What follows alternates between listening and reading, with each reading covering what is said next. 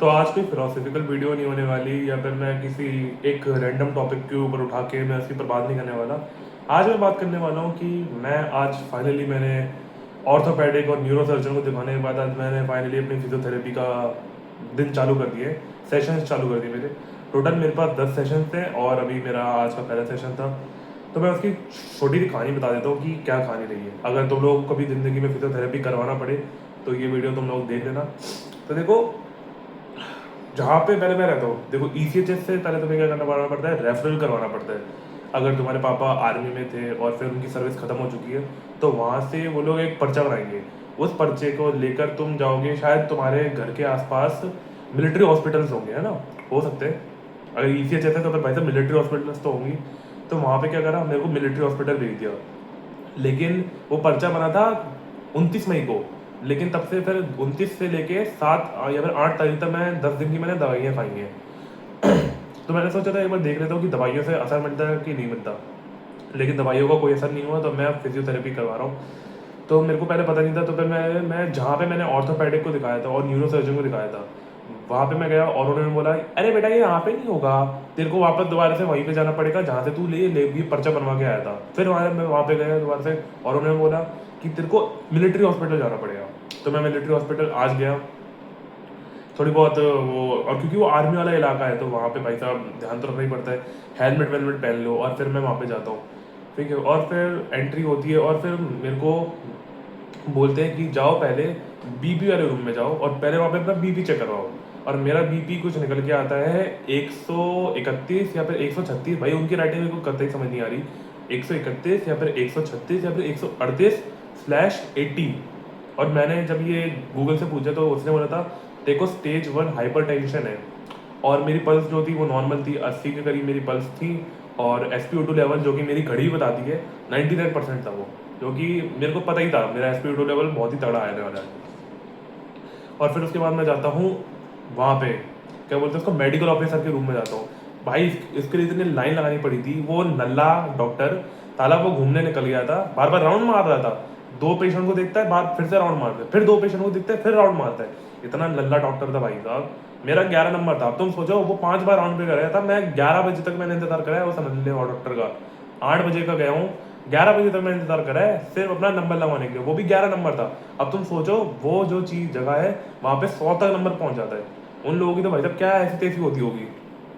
हालांकि वहाँ पे 3 3 डॉक्टर होते हैं, आज एक ही डॉक्टर था तो समझ नहीं सकते। तो फिर वहाँ पे उसने मेरे को इंग्लिश में बोला था, पता नहीं भाई साहब उसको क्या था उस डॉक्टर को। वो मेरे सामने बड़ी अपनी इंग्लिश झाड़ रहा था। मैंने बस उसको बोल दिया कि मेरे को कॉक्सीडाइनिया है और लेफ्ट लोअर बैक पेन है। तो शायद वो मेरी इस नॉलेज से इतना ज़्यादा इंप्रेस हो गया कि वो इंग्लिश झाड़ने लगी अपनी। So you know you have to go there and then you have to do your physiotherapy and this will happen and you have to do ice compression and you have to take a proper rest and it will take 2 3 months to fix your back pain and tailbone pain वगैरह वगैरह। उसने कुछ बोला था, मेरे को उसकी बात याद नहीं है। मैंने तो उसकी बातों को नजरअंदाज कर दिया। भाई उसने मेरे को इलाज ही नहीं करा भाई। उसने मेरे को बोला अरे तू यहाँ पे क्या कर रहा है साले, जा फिजियोथेरेपी के पास। और पता नहीं नल्ले डॉक्टर भाई, एक नंबर के। तो मैं वहाँ पे जाता हूँ। अरे भाई साहब इतनी गुस्सा आ रही है मेरे को अभी भी। अगर मैं अभी सोच रहा हूँ ना, मेरे को मैं सोच रहा हूँ मैं उसके पास गया ही क्यों, मैं उस डिपार्टमेंट में गया ही क्यों। मैं डायरेक्ट फिजियोथेरेपी वाले डिपार्टमेंट में जाता ना, मेरा टाइम बच जाता। साला 1 बजे घर आया हूँ, 10 बजे काम हो जाता मेरा। हाँ सारा। तो फिर मैं जाता हूँ वहाँ पे, मैं उनको अपना पर्चा दिखाता हूँ, थोड़ी देर में इंतजार करता हूँ। फिर वो मेरे को अंदर बुलाते हैं। मैंने अपने साथ में रिपोर्ट्स में ले ही लेता हूँ। मेरी MRI की रिपोर्ट थी, मेरी कुछ टेस्ट थे, तो मैंने फिल्म भी साथ में लेकर आया था। तो मैं वो लेकर मैं अंदर जाता हूँ। फिर भी ये ज़रूरत नहीं पड़ी तो फिर उन्होंने मेरे को क्या करते हैं SWD रूम में ले आते हैं। SWD रूम बोले तो तुम चेक कर लेना, मैं तुम लोगों को मैं दिखाई देता हूँ SWD क्या होता है। तो ये तरीके की ये एक सिकाई होती है, नॉर्मल वाली सिकाई नहीं होती जैसा आप लोग करते हो, गर्म पानी की बोतल रख दी या फिर थैला रख दिया किसी के ऊपर। ये वाली सिकाई नहीं होती, ये अंदर तक घुसती है। क्योंकि इसमें क्या होती है, वेव्स जो होती हैं आपकी बॉडी के अंदर जाती हैं और आपकी जो मसल्स होती हैं उनको बिल्कुल रिलैक्स करती है। मतलब आपने देखा होगा ना, जैसे आपने तारे देखी होंगी, जैसे बहुत सारी तारे एकदम कस के एकदम लगी हुई हैं, जैसे आप उनको खोलते हो तो इधर उधर हो जाती हैं, कोई इधर कोई इधर कोई इधर, ठीक है, एक प्रॉपर अलाइनमेंट में नहीं होती जब आपने स्टार्टिंग वाली तारी लगाई होती। ठीक है, अब तुम समझ जाओ, ठीक है, वो तारे जो थी मेरे शरीर की नर्व जो थी वो ऐसे खुल जाएंगी। अब पता नहीं खुलेंगी कि नहीं खुलेंगी, वो तो बात की बात है। तो उन्होंने क्या करा, ये सबसे फनी पार्ट है। तो उन्होंने क्या वो क्या करते हैं कि पैंट उतारो, अब वैसे पैंट नहीं उतारो भाई, उन्होंने बोला था कि थोड़ा सा इसको नीचे कर लो। तो क्या करते हैं, मैंने अपनी कमर तक, जहाँ तक मेरे को दर्द होता है वहाँ तक, और हिप्स, ठीक है, कूलों तक मैंने पूरा पैंट उतार दिया अपना। भाई ये बताते कुछ बड़ी हंसी आ रही है मेरे को, लेकिन चलो तब मैं बता ही देता हूँ। अब दर्द है भाई साहब तो देखना ही पड़ेगा, और डॉक्टर ने भाई साहब ऐसे करोड़ों पेशेंट्स को देखते हैं, तो मैं भी उनमें से एक पेशेंट हूँ। तो शर्म आ के मेरे को कोई शर्म नहीं आई वहाँ पे, मैं तो कर लिया। फिर उन्होंने मेरे ऊपर वो पता नहीं कुछ हीटर जो मैंने बोला ना, गर्म करता है सिकाई करता है, उन्होंने उसको उसके ऊपर रख दिया, मतलब ऊपर हल्का। और फिर उन्होंने बोला था इसकी इसमें अपनी आंखों में मत देखना, ठीक है, आंखों में मत देखो नहीं तो फिर शायद आंखें गर्म हो जाएंगी, जलने लग जाएंगी। और अगर कुछ गर्म सा लगे, मतलब ज़्यादा ओवर हीट हो रहा होगा, तो मेरे को बुला लेना, मैं बाहर ही खड़ा हूँ। तो मैं 20-30 मिनट आराम से लेटा रहा, 20 मिनट लेटा हूँ, 15 मिनट लेटा हूँ, मेरे को याद नहीं आ रहा, लेकिन 15-20 मिनट में लेटा हूँ।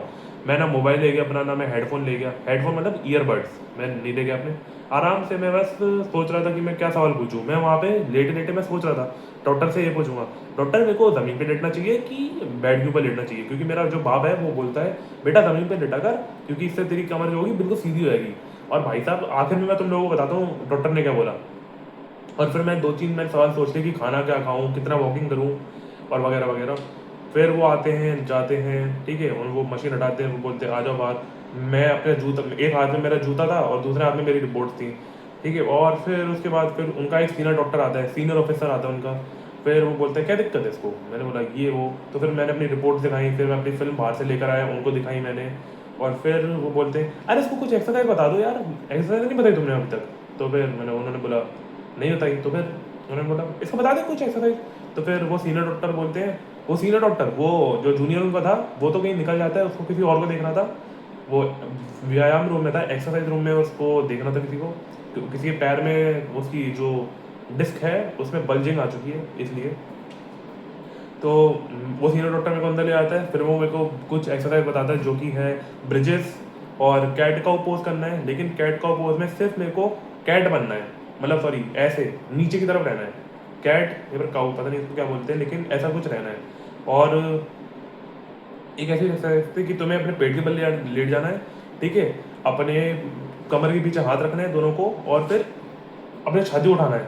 और भाई बहुत मुश्किल है भाई, क्या लिए एक्सरसाइज सबसे कठिन है। और फिर उसके बाद कोबरा पोज हो गया और चाइल्ड पोज हो गया स्ट्रेचिंग के तौर पे। और फिर ये सारी एक्सरसाइज बताते हैं और फिर बोलते हैं अगले एक हफ्ते तक देखते हैं आ जाओ। मैंने उनसे पूछा था ये डॉक्टर कब तक ठीक हो जाएगा, बोले अरे बेटा हम भी कुछ नहीं बता सकते, अरे अब तो तुम्हारी बॉडी के ऊपर डिपेंड करता है, तुम्हारी बॉडी कितना असर दिखाती है।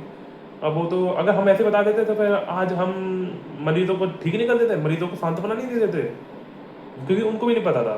सारे नल्ले डॉक्टर है भाई, पूरे डॉक्टर ही नल्ले हैं, लेकिन उनकी भी क्या गलती है, वो थोड़ा ना, उन लोगों ने थोड़ी ना मेरी बॉडी को पूरा अंदर से घुस के देखा है कि वो लोग बता देंगे कि भाई बेटा तेरी बॉडी ना 2 महीने बाद तेरी बॉडी बिल्कुल ठीक हो जाएगी, तू बिल्कुल चलने लग जाएगा, एकदम मिल्खा सिंह बन जाएगा। और फिर ये सब कुछ जब होने हो जाता है और फिर मैं घर निकल जाता हूँ। अब कल मेरा फिजियोथेरेपी का मेरा दूसरा दिन है, पता नहीं कल क्या होगा। और उन्होंने मेरे को बोला है कि ये जो एक्सरसाइज है वो देखो 10-15 दिन, मतलब देखो 10 से 15 reps देखो इसके रोज के रोज मारने ही मारने हैं, ठीक है। और मैंने तुमसे बोला था कि डॉक्टर से मैंने एक सवाल पूछा था कि कैसे ज़मीन पे लेटना चाहिए या फिर बिस्तर पे लेटना चाहिए, तो ऑफकोर्स ये बात है बिस्तर पे लेटना चाहिए, मतलब गद्दा वगैरह। क्योंकि और मैंने, अब तुम सोचोगे कि मैंने सवाल क्यों पूछा था ज़मीन पे लेटने वाला, क्योंकि मेरे बाप ने मेरे को बोला था कि ज़मीन पे बेटा लेटा कर, उससे तेरी कमर बिल्कुल सीधी। ये शायद मैंने रिपीट कर दिया ना। अच्छा हाँ, अरे भाई तुम लोग वाले पार्ट बिल्कुल स्किप कर देना, ठीक है, मैंने ये वाली बात बिल्कुल रिपीट करी। उन्होंने बोला था कि तू बिस्तर पे लेट, क्योंकि अगर तू ज़मीन पे लेटेगा तो इससे क्या होगा, तेरी कमर में जो एक नेचुरल कर्व होता है वो कर्व जो है सीधा हो रहा है, और अगर वो पूरा सीधा हो गया तो भाई साहब एक लकड़ी बन जाएगा, ऐसी ऐसी एक लकड़ी बन जाएगा। और फिर तू भी भाई साहब पैरालिसिस पैरालिसिस आ जाएगा तेरे को, मतलब ऐसा बोला तो नहीं, लेकिन ऐसे लोग अकड़ जाते हैं ना, तू भी ऐसे अकड़ जाएगा। तो मेरे को अकड़ना नहीं है भाई, मैं करते रहूँगा एक्सरसाइज, जब तक होगी जान तब तक एक्सरसाइज करूँगा और अपनी बॉडी को ठीक करूँगा। और अगले हफ्ते से नहीं, सॉरी अगले महीने से मेरे कॉलेजेस खुल रहे हैं, 1 जुलाई को मेरे कॉलेज खुल रहा है, आ गई डेट मेरी। और मेरे को बड़ा डर लग रहा है कि 2 महीने 3 महीने में मेरे को ठीक होने का टाइम लगेंगे। अब देखते हैं मेरी बॉडी कितनी जल्दी ठीक होती है, तो मेरी बॉडी ऊपर है भाई। भाई सच बता रहा हूँ यार, अगर उससे पहले ठीक नहीं हुआ ना, कॉलेज से पहले, मेरी ऐसी तैसी हो जाएगी, क्योंकि कॉलेज मेरी मिस हुए तो मेरी अटेंडेंस चली जाएगी और फिर लग जाएंगे मेरे मिड टर्म में। मैं मिड टर्म नहीं दे पाऊँगा। लग रहा है भाई, बहुत डर लग रहा है, लेकिन चलो ठीक है, जो भी है। अपने बॉडी को ठीक करना है और रेस्ट करना है। मतलब मैं ज़्यादा घूम नहीं सकता हूँ, और खाने की मैंने कुछ ऐसी पूछी नहीं है, लेकिन मैं ज़्यादा खाना वैसा खाता भी नहीं हूँ। अंडे खाता हूँ मैं, दिन के 5-6 अंडे खा लेता हूँ, और रात के टाइम पे मैं बिल्कुल लाइट ही खाना रखता हूँ मैं अपना, और दोपहर के टाइम पे 2 रोटी, दही, थोड़ी सी चीज़ें डाल लेता हूँ, वो बात अलग है। ठीक है, ये सब कुछ हो गया। चलो तब तक के लिए धन्यवाद, बाय बाय, लव यू।